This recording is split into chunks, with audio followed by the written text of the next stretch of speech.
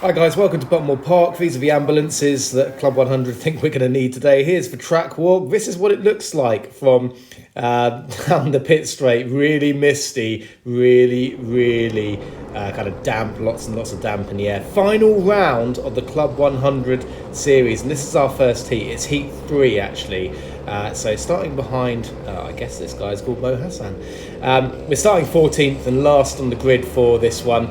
So we're off and underway, and by this time the track was, well, you can see very greasy, but we're going to try up the inside. The inside was kind of yielding a little bit more grip by this point, and we go up a couple of places and we go up a couple more, but we just get a little bit of a shove there, and unfortunately lose all of those places again. So we're back down to nearly last, but never mind.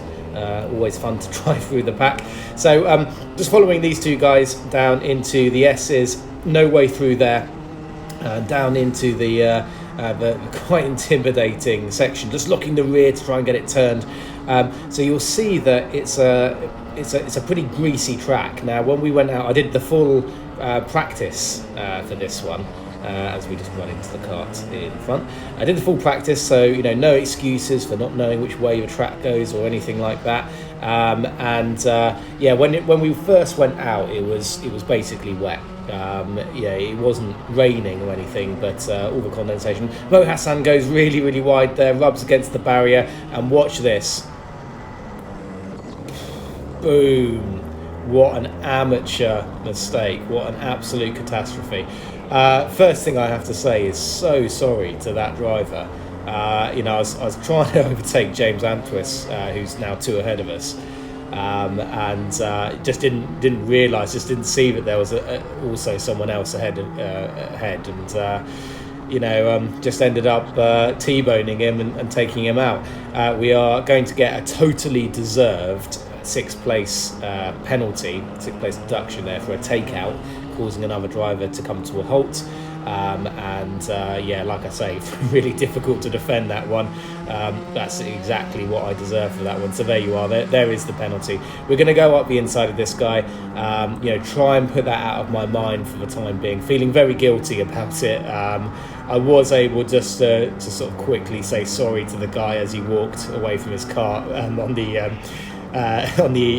we got back into the paddock area, but I don't think he was quite ready to talk to me at that point, which I don't blame him for, and I have to say, in this one heat alone, with that one incident, I have more grid place or place deductions, more penalty points in that one move than I have for the rest of the entire Club 100 season put together. So I'm not normally the sort of driver who gets into a lot of scraps and gets into a lot of or ends up taking a lot of penalties. I'm not normally that sort of driver. That will be scant consolation to the driver that I took out there. I'm really sorry, I don't know who you are or don't know your name. Just like I say, trying to put that out of my head now. And actually, it's going to be a 6th place grid penalty, so essentially that is any kind of good result in this heat over. So like I say, I am really sorry to that driver for doing that. And now I actually got a new helmet this weekend, and it's a Zamp helmet.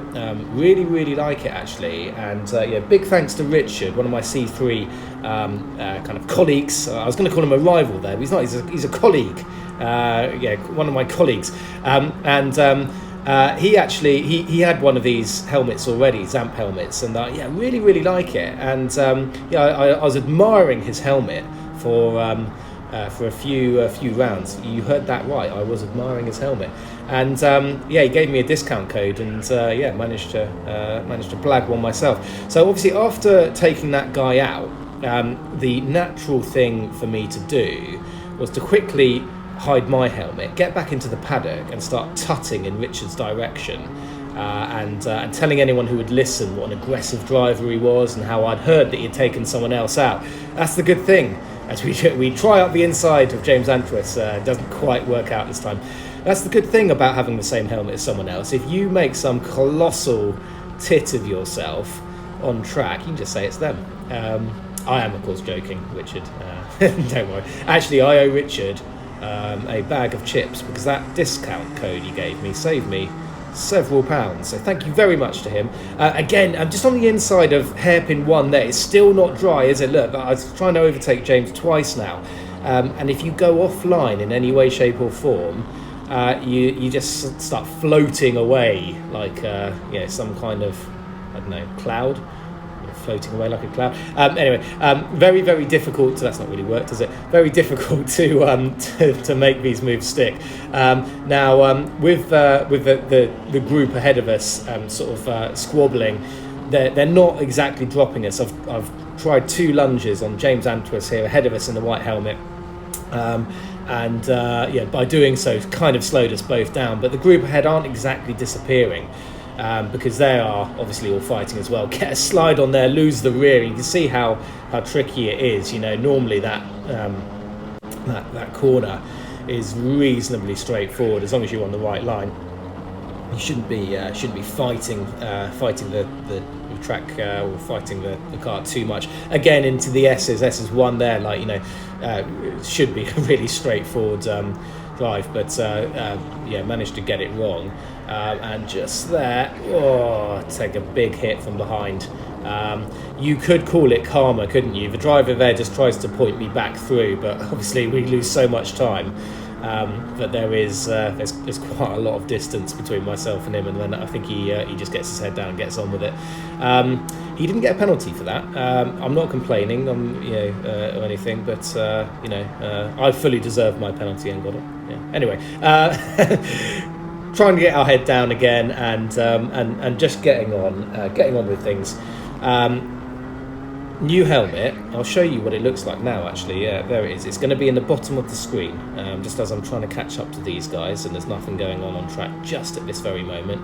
New helmet. There it is. Lovely helmet. I'm hoping that Zamp might give me some kind of sponsorship deal if enough people watch the video. So please do like and subscribe. I think that's what YouTubers are meant to say, aren't they? Like and subscribe, or don't. If you don't, have to. I won't attack you if you don't do it. So track conditions today. Like I say, really, really slippery. Let's go for a lap then of Buckmore Park. Actually, no, I'll tell you what. Let's hold off on that, because I think it's about to kick off again. We've just got back up to the end of this pack of carts. Just have a look up the inside of the guy in front. The guy in front is Damien, as you can see on the back of his overalls there. I met Damien actually on the day. Really, really nice bloke. But we're not going to let that stop us from trying to take his position away from him. Unfortunately, just missing that apex there doesn't really set us up terribly well. But just ahead, James Antwis goes for the move, and actually that just delays Damien on the exit, and we're able to take advantage. Quite fortuitous that there, but that is the end of Heat 1. Unfortunately, due to our takeout penalty, we ended up last. Actually, no, sorry, we didn't. We ended up second to last. Someone else got excluded from the result for two takeouts or something like that. But not ideal. It was a P13 or something, or P14. Starting Heat 2 then, or our second heat of the day, we get a terrible start. Guy in front doesn't get off the line particularly well. So James Radovich over just in front of us with the grey helmet and the green suit gets us off the line. We try around the outside. Quite a lot of grip out there, but unfortunately we just get blocked off on the exit. Nowhere for us to go. And we're pinched narrow on the inside of hairpin 2. And when you do that, you really lose the revs. The revs drop. And this guy hangs it around the outside, a little bit of rubbing there, but he's through on us, we need to try and do something about this ASAP. Let's see if we can. He goes defensive just in here. That's always going to give us a little bit of an advantage on the exit, but unfortunately through Cafe there's really nowhere to go. We're pushing him along here, and actually into turn 1 we just have to back out early. It's not really an overtaking move. Much better off to try and set ourselves up for hairpin 1, but it hasn't worked out, has it? We've lost a little bit of drive there. Next opportunity is hairpin 2, but decide quite early on that it's not really going to happen. These two guys go side by side. Can we do anything? Again, just running into the back of the driver in front. I back out there. I don't want to get on a wet patch and just send this guy off into the shadow realm. I've already taken someone else out today in Heat 1, so we prefer not to do it again, if at all possible. Go up the inside now, and a nice clean move into Garda. So that's much better. And now we're going to have to try and get onto the back of this guy ahead, and also hopefully not lose touch with the guys up front, because you can see already another track where a little bit of fighting will leave you miles behind. Is Buckmore Park. I don't think, did I say this? We're actually at Buckmore Park. I don't know if I did actually. We're at Buckmore Park. Welcome to Buckmore Park. Lovely place, Kent. Beautiful Kent, Garden of England, but very high speed, as you can see. So if you are offline, or if you're a dickhead and lose the rear, then you're going to lose a lot of time quite quickly. You can see that already. Good minimum apex speed for Garda. A little bit too good though, because we've just hit the back of the car in front, and that has compromised our exit. Still behind this guy, just experimenting with how much grip. You see, we these sorts of conditions, they are quite tricky. As I lock the rear axle there, doesn't quite work out. These kind of conditions are quite tricky. You never really know if you're on the limit of grip or not. And you can see into turn 1 and turn 2.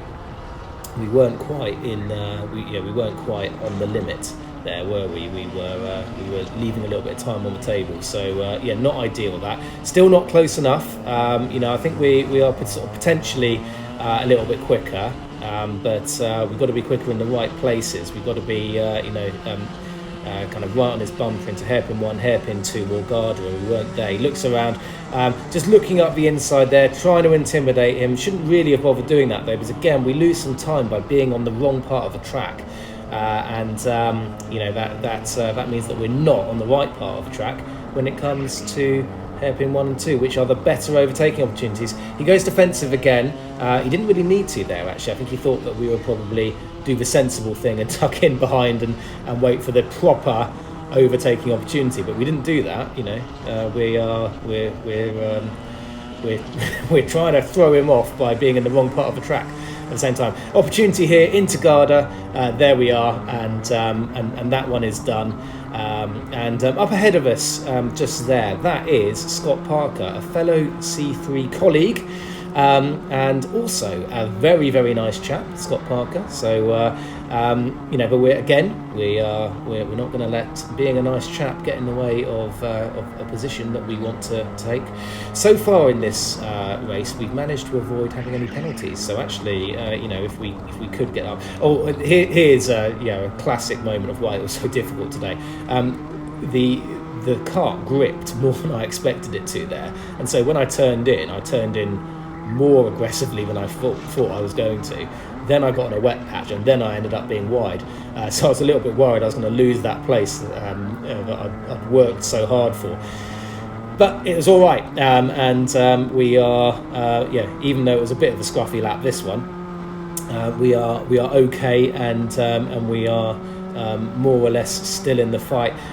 These heats are only 7 minutes though, so if you're watching one of my videos for the first time and you're not aware of sort of kind of how Club 100 works, this is the sprint series, and we do 7-minute heats and a 12-minute final. Your heats determine which final you're in and which position you're in the final. So if you do really well, you're in the A final. If you do okay, then you're in the B final, and if you the C final is the other one. So anyway, I'm so sorry. Just trying to follow Scott round here. No, I'm not trying to be shitty or anything. It's when you're a C3, you always start at the back, and you probably haven't done Club 100 before, so it is a bit more tricky to sort of end the heats further up the grid. Of course, as you've seen, every time you go offline and start fighting, you lose loads of time. So we were fighting with the guy behind us now for several laps, and you can see the amount of distance that the guys up ahead of us. Scott pulled out loads of time, and the guys ahead of him as well on us. So it really demonstrates, doesn't it, how much time you lose when you're in a fight with someone, particularly in these high-speed tracks. Lid is another one, where else have we been? Probably Landau. Landau's pretty quick as well. A little bit of slower sections and everything. But at this point, we are on I think we're on the last lap now. Scott's just realised we've turned up behind him. So with a bit of luck, he might be getting a little bit flustered and hopefully overdriving and making our life a little bit easy. But actually, so far, he's hitting his marks. He's not getting it wrong. We're going to try and set him up into Garda. That's the main overtaking spot now. This is our last chance up in the inside. We think it might be job done, but he's done the absolutely right thing. He's gone for the switchback. We have to get onto the rumble strip there to get away from him. And he's looking pretty pleased with himself. There he is, thumbs up. There he is over the line. So well done to him. He's done us. This is our third and final heat in the day. Not sure what the name of the guy out in front of us is. Oh yeah, it's James Wilson. There we are. So first time today that we're actually starting on the inside, which is really important actually. It's probably worth a couple of positions, but unfortunately James doesn't get a particularly good start actually.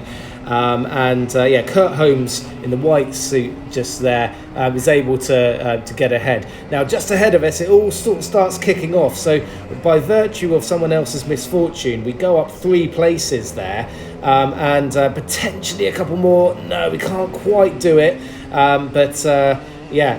for the first time today, we've actually I'm not going to say benefited from some good luck. You make your own luck, don't you? But we have had some good luck there, and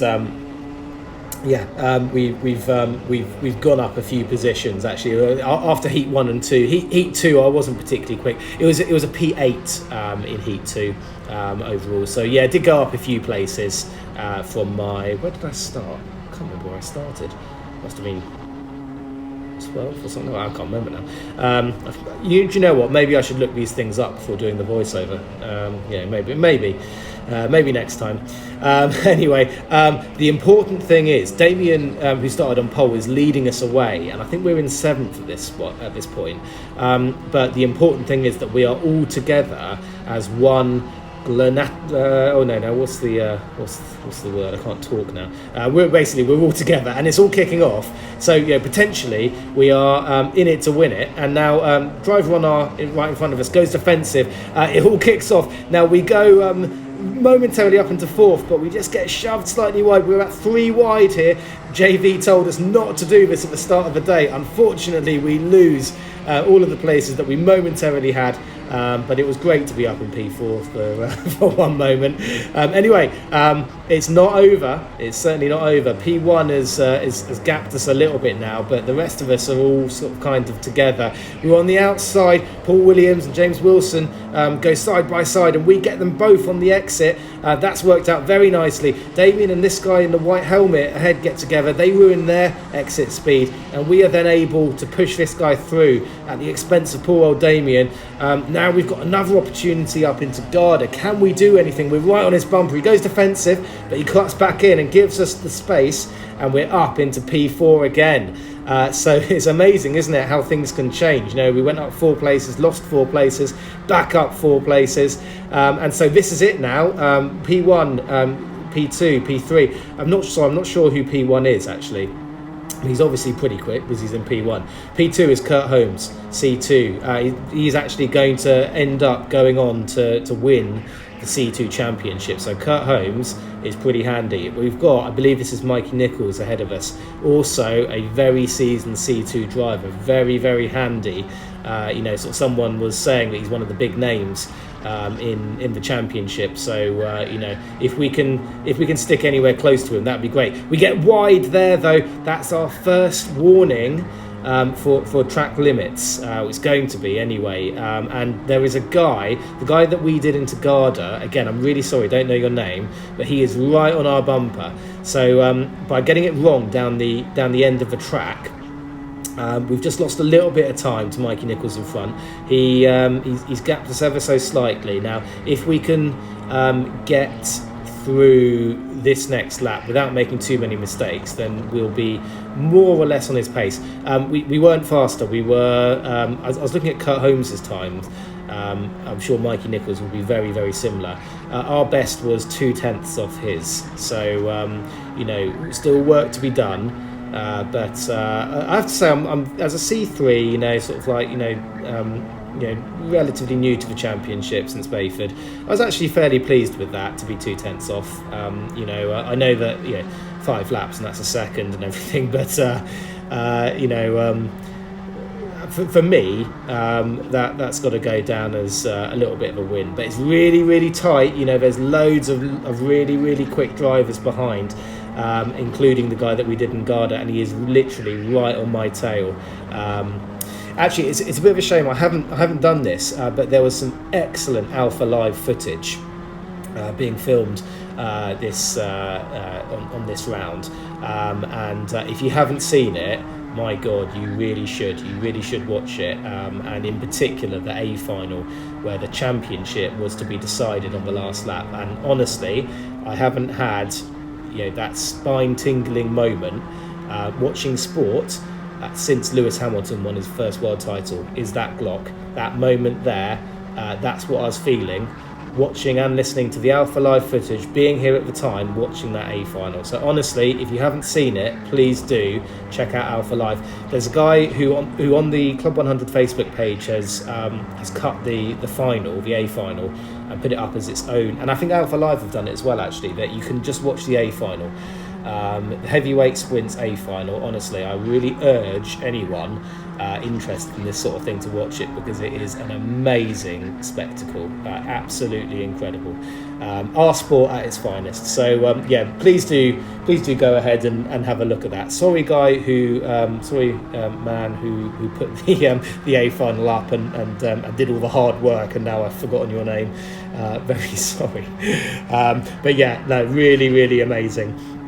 Anyway, back to this race. You can see here that we're not troubling the back of Mikey Nichols, but frankly, just keeping him in sight, it's got to be a bit of a win. Really, we're far more worried about what's going on behind us. I believe it's just a couple of us fighting for 4th spot at the moment. It's really more about just hitting our marks, making sure that we don't make any silly mistakes. As you'll notice, it has dried up. Now, the Buckmore Park's a funny old track, actually. We've probably got time to go for a lap here. Okay, so here we are. We're going to cross the line, and you'll notice that as we get towards the top of the track, the grip levels reduce, and these trees all around the circuit, they really hold onto the water, and they stop the evaporation. So if it's really misty, really foggy like it was this morning, the track doesn't really dry out at the top end of the circuit. It takes much longer to dry out at the top end than it does down at the bottom end. And so if you've got a really short if you've got a really short attention span like I have, you'll get used to the grip levels down here at the bottom end of the circuit, and then when you get to the top end of the circuit, you'll have forgotten and you'll sail straight off into the barrier. Luckily, I managed to just about hold it together, easy to do that, particularly if you're not particularly race fit. But anyway, there we are. That's a 4th place. But unfortunately, we got judged to have cut the track twice. We had 2 track limit warnings. I didn't really notice where the other one was. I definitely know where the first one was. But anyway, that demoted us 2 places to 6th. So a 6th and 8th and a last. That puts us P12 in the B final. Anyway, we're off. Jacob Harris ahead of us gets a great start. And watch this. We go from P13 after Jacob Harris. I think his name's Jacob Harris. He takes us. So we go down 1 place and then we go up 9 places. that has got to be the most fortuitous and best start that I've ever had. Now, again, if anyone's watching the Alpha Live footage and listening to the commentators and has the benefit of the outboard, the driver in front of us in the black suit got a penalty, a 6th place grid penalty, I guess because the stewards or the marshal there, this is his penalty, I guess because they thought that he had caused the sort of melee into hairpin 1. On the commentary, they felt that was very, very harsh because it was all going wrong before he got there. And, you know, I can sort of see that.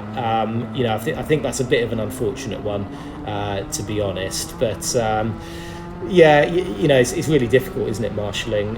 It's a little bit like being the referee of a football match. You're never going to get it all right, and you know, the moment you make a slightly wrong decision, there's going to be hell to pay. But anyway, we have really benefited from whatever went on into hairpin 1. So James Radovic is just there, and we get the run out of Garda, but we have to back out. Yeah, that would have been a bit of an airplane crash if we had gone in side by side there with the driver in front. I think his name's Jacob Harris again. Really sorry if that's wrong. We're sort of nose to bumper now. Now at this stage, Adrian Ray is right behind us, so there's about 5 of us who have sort of broken clear of the track of the rest of the pack. So the sensible thing to do right now is just to work together, put some distance between ourselves. This is a 12-minute heat, or 12-minute final, 12-minute B final. Top 2 are going through. Now at this stage, I don't know that Jacob Harris has got his penalty. I don't know what his number is. So you know, when we went through the start-finish line, I saw some penalties flash up. As long as they don't, you know, if they don't correspond to my number, then you know, I don't really think any more about it. But essentially, we're 1 place off the A final at the moment. Top 2 in the B final go through. James Radovic very sensibly notices that someone's up his inside and chooses not to have an accident. So yeah, very mature driving from him there. There's plenty of time, like I say, left in this final to get the move back, and he's right on the bumper of the car in front. We've got Heinrich up ahead, C3, Jacob Harris C2, and James C3 ahead of us. We are a C3 as well, and you know, so at this stage we are 1, 2, and 3 in class. And you know, so it's all to play for. It would be a disaster if one of us made a really silly move and sort of took each other out. Of course, if the opportunity presents itself, then you know, there'll be no second invitation required. However, just at this stage, like I said, yeah, really, really important to try and put some distance between us. Now, at this stage, we are just dropping Adrian ever so slightly. Now, as a super heavyweight, he's really got it all to do. He's got you know, sort of a significant weight disadvantage, and as the track has dried up, it's played into the lighter driver's hands. So you know, sort of us lot up here being right on the 90 kg with ballast weight limit. We do have the advantage, but a young man who is going to be very, very quick and probably pretty cross that he's not further up is Alex Pritchard. So he is coming. Alex Pritchard will be coming hard and fast behind us. Again, you heard that right. Probably a sensible thing to do here is not to be throwing any lunges around, not to be offline, not to be doing anything silly. Here, just down at the sort of bottom end of the track, I was for the first time. It is really obvious that I was losing time there. I was trying to be nice and clean down the. I'm not sure what those high-speed downhill S's are called actually. But I don't know if they've got a special name. Anyway, I'm trying to be really clean and trying to set myself for a sort of potential move up into Garda on James. Not quite working out there. I think I'm leaving a little bit of time on the table there. And again, if I go back to Buckmore Park at some point in the future, I will be sort of fully aware that there's a little bit of time left on the table just here. Look at this. Not troubling the apex there at all, but you can really see, can't you? James is making the most of the grip levels on offer there. We are not, so we're being punished by losing a kart length. Everywhere else we seem to be pretty good, perhaps taking a little bit too much speed into Gardner and losing it on the exit. We're good into turn 1, turn 2. What I would note, or what I would say, is that we were particularly good into hairpin 1, compared to the karts around us. So perhaps if we look, we're about 2 kart lengths here, we've closed the gap ever so slightly there, haven't we? Losing sort of all of our time really down into this area here. There we are. Yeah, lost all of that time again. So James doing a good job there, taking all of the available grip. Now at this stage, it's a big day for one Richard Neal and Andrew Hicks, who are battling it out for C3 honours. And Tom Stalker. Tom Stalker's not here actually, and congratulations to him because he's wrapped up 3rd in the title. But he's not here, and he hasn't been here for a couple of rounds. So he's done very well. The drivers that you see, the C3 drivers that you're seeing in this footage here, we haven't done the full season, so championship's not really an issue for us. Really, we're all about the silverware and the glory that driving near the front of a B final can provide. So we've got James and Heinrich who are nose to tail just here. But Richard Neal and Andrew Hicks, they're in this final as well, and they have got some significant they've got the championship at stake. I think enough times that I don't think it's a spoiler. Richard Neal, I believe, had a 24-point advantage coming in here, so really it was his to lose.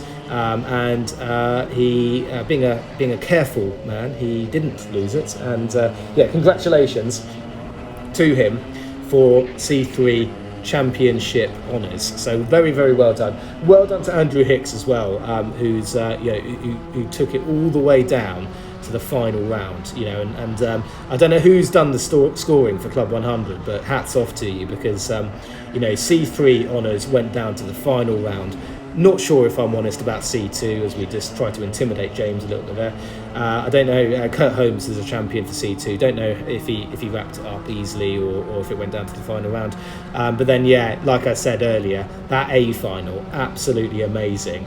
The final lap, it was decided. So the scoring system that Club 100 use, obviously really, really good. It works really, really well, really, really tight throughout the whole year. Now, like I say, if there's an opportunity to help ourselves to a place up ahead, then we're more than willing to have it. We are sort of nose to tail, and we've followed these guys around enough now to know where we're slow and where we're faster. Just trying to take a little bit more speed through the downhill S's, but still not there yet. So, James is really, really doing quite a significantly better job there than we are. But we know that at the top end of the circuit, that's where we are slightly better on the brakes, perhaps. So we close in here. Running a little bit wide there, go for a wider line, go for the exit, and now we look like we've got a little bit of space up the inside, so we're going to go for it. Unfortunately, Jacob Harris is there, and we just hit into the back of him slightly. That's going to ruin our exit, and James hangs it around the outside and retakes the place. So very good driving from him there. A little bit unfortunate for us. I think we potentially could have had that move done if it wasn't for hitting the back of Jacob ahead. But that's our issue. That's not saying that that's his problem. That he's got a right to be on the track, hasn't he? So in the slipstream now, James knows that we're here. Hopefully, again, we're sort of intimidating him into overdriving a little bit, trying to go for the nice tight line. Potentially could go for a move there. Don't really know why I didn't, to be honest. Now we're going to try and pinch him narrow, just to ruin his exit, but we probably do ruin his exit a little bit, but not enough. And of course, it's not really an overtaking opportunity. Still wet. I really don't want to take James out, actually. Just back out here. That's going to be, again, one of these aeroplane crashes if something goes wrong down there. And just by being too conservative into into the fast flowing S's section, we ruin our chance of going for a place at Garda, and we've given James a little bit of breathing space now. And again, also by throwing it up the inside, we've just lost touch ever so slightly with the top two. Now, of course, they're fighting as well, so the moment they start interfering with each other, then we're going to be right back on them. So yeah, probably better just at this stage to leave James alone for a minute and see if we can work together to get back up to the top. Like I said to you earlier, the extremely quick C1 Alex Pritchard is coming. That is in the back of my mind, and I don't particularly want to see him on my rear bumper if it can be helped at all. So I'm going to do what I can to stop that from happening. We've only got 12 minutes to hold him off. So if we can do anything, then we will. Final lap board is out though, and it's now or never. P1 is going through to the A final. P2 has a penalty. P3, James, is going through to the A final at this stage. If we can do anything, then now is the time to do it. We must do it now. Not close enough into in the top of the track. Let's see if we can grow some balls down the bottom end. Not really. Perhaps taking a little bit more speed through, but the top two are fighting ever so slightly. Now, if it comes to blows here, as it has done, we might be in with a chance, but we weren't quite close enough. We are right behind James. We're pushing him, but there's no way through in Cafe, and that's it, I'm afraid. That was a P3 overall in the final. James is whooping. He's pretty pleased. I don't know if he knew that he was through to the A final at this stage, but we were literally 2/10 off. There's Alex Pritchard. That's how close he was at the end there. He really had caught right up to us. He was unfortunate into hairpin one. But it's going to be a P3 in class, so a little bit more silverware, which I'm really pleased with actually, and well done to the two up ahead. Well done to James. Now, I'm going to C2 next year, so I might not see this. 137, Tom Angier!